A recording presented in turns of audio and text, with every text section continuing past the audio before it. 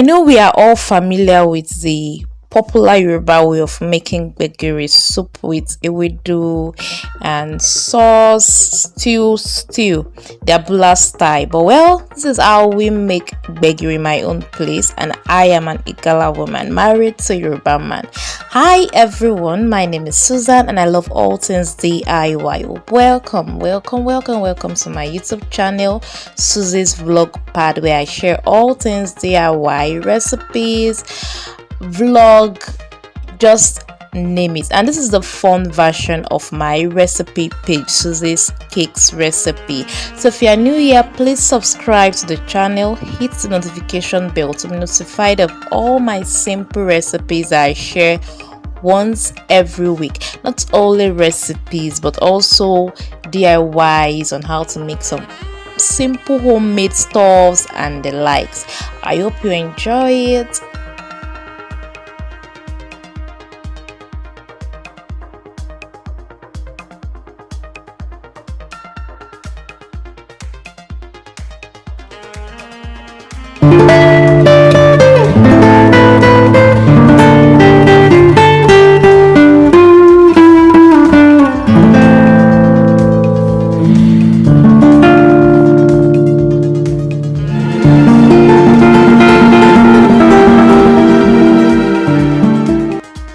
So these are all the ingredients I'll be using. I'm making use of fish, mackerel fish, then cow skin of Ponmo, rodo, Scotch Bonnet, some crayfish, some dried catfish, and then onions and stockfish.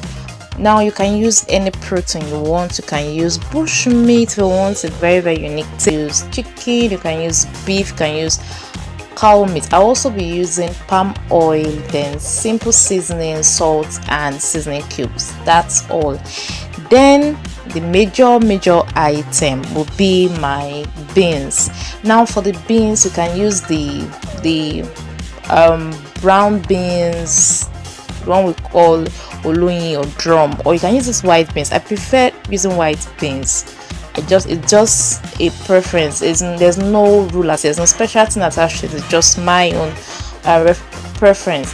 Now I soak the beans for 30 minutes and then I'm going to wash these beans to remove the skin of the beans. Now I'm going to do this manually. If you have a food processor, just place the beans after, just wash it with running clean water and then place it in your food processor and slightly blend it. Just pause blend onto the skin that I removed, then you wash it off and then that's just it. But because I'm doing this manually, I have to soak it for 30 minutes then wash. This is me washing the beans, trying to remove the skin off the beans. That is very it's the only tedious part of this cooking. Apart from this, there's nothing else that's tedious. So once you remove the skin, you're going to strain it in a strainer or in a basket till all the skins are completely removed, until you have your beans separated from the skin. And this is just it. I'm straining this,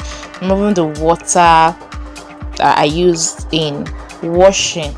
So like I said, this is the only tedious part of this job. But if I'm using a food processor, it's simple. The recipe is simple.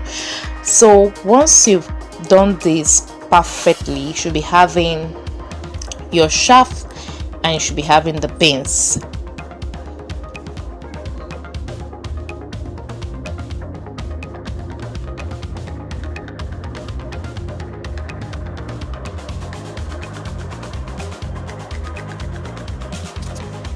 So this is my finished product after washing it. I'm just going to give the peel to the goats. We have some goats at the back, so I'm just going to give it to them.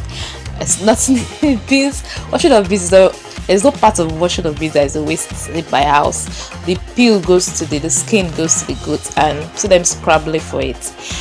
And that's just it.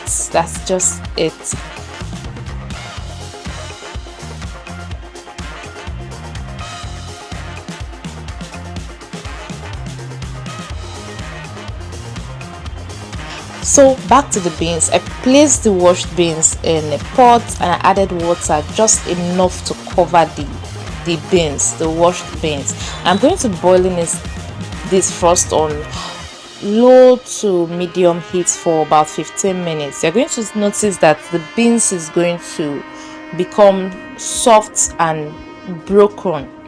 So after the first 15 minutes, this is how it looks like, soft and broken. But I'm not satisfied with it. I'm going to still cover this and I'm going to boil it again for another 10 minutes. Now when you are cooking gbegiri, you don't want to cover the pot with its lid completely, because it's going to foam up and it's going to spill all over your cooking gas and kitchen cabinet. So you want to cover it slightly. So this is after the second boiling 10 minutes, and this is just what you want. Now I'm going to strain off the water out of these beans. Now this water I'm straining, I'm not going to throw it away, I'm going to use it later. So I'm going to strain it and then I'm going to blend this. So this is just me straining it. Please be careful, it's quite hot. I'm going to strain it. If you are new here, please remember to subscribe and to hit that notification bell. This will encourage me to produce or to do more videos. So this is the water. I'm going to keep this water for later. So back to the boiled beans, I'm going to blend it. So blend it, I'm going to be adding my Scotch Bonnet or your rodo, and you want the soup to be slightly peppery, not too hot or slightly peppery. I'm going to add in my onions, I'm going to be adding in my crayfish, and then I'm going to blend this. Blend it till it forms a smooth paste. Now to my pot, I'm going to be adding that water that I drained from the parboiled beans. That particular water, I'm going to add it to the pot. I'm going to be adding my stock fish, my pieces catfish, and then the Ponmo. I'm going to be adding my seasoning, salt and seasoning cubes, and I'm going to add also my fish and boil it. For the fish, I just wanted to steam a little, just about 10 seconds. I'll remove it because I'm going to add it later into the soup, so I don't want it to overcook. So I just want to steam it a little. And this is the paste. You want the paste to be as smooth as this. Now back to my pot. I added my seasoning and I stirred it, and I'm going to allow it to boil. And then once it's boiled, I'm going to be adding, I'll add my fish here, allow it to boil. Once it's boils for about 10 seconds, I'll remove the fish out of the pot, and then I'll keep boiling till for more minutes, 10 to 15 minutes. I just want the stock fish, the cow skin or Ponmo to get a little bit soft, and so that's the stage to it. Now I decided to leave the bones of my catfish in it because the bone was a little bit soft, so I didn't want to remove it. So this is me removing the fish. I want to be careful. You don't want the fish to get scattered. Now the fish is not properly cooked here. I just steamed it a little with the other stock fish. I just steam it a little bit, and then I'm going to be adding my beans paste. You want to make sure that when you blend the beans, it turns into a smooth paste. You don't want to see any lumps. Now there's another way of doing this without blending the beans paste. You can use a hand whisk. If you're a baker, you know we have a whisk. You can use a hand whisk to break in the softened boiled beans to get a paste, or you can use this short clean broom. I think most people don't use it anymore, but you can use a short clean broom that they use for ewedu. You can use that too, but I love blending mine to make it smooth as this. And then I added it to the water, and I'm going to allow it to boil a little bit. I'll add more water. Be careful with your water. Now another tip about cooking gbegiri is you want to make sure that the soup is not too thick. It's not too thick. You just have a medium consistency, not too thick and not very light. Just strike a balance between between medium consistency and light. The reason is as the soup cools, it's going to get thickened on its own. That's one beautiful thing about making gbegiri. Now I'm still adding water little by little. You can then test if your seasoning, your salt is okay. If it's not, you are free to add, but for me it's okay. Yes, I'm going to leave this to boil for 5 minutes, about 5 minutes. Then I'm going to come back and I'll add my vegetable oil, and then I'll add my fish. So this is me adding my palm oil. I remember I said vegetable oil in the first audio clip. So this is palm oil, and then I will stir this up well. Then I will allow this boil, and I will add my fish. I'll add my fish to it. Like I said, you can use any protein of your choice, but I'm just sticking to using fish.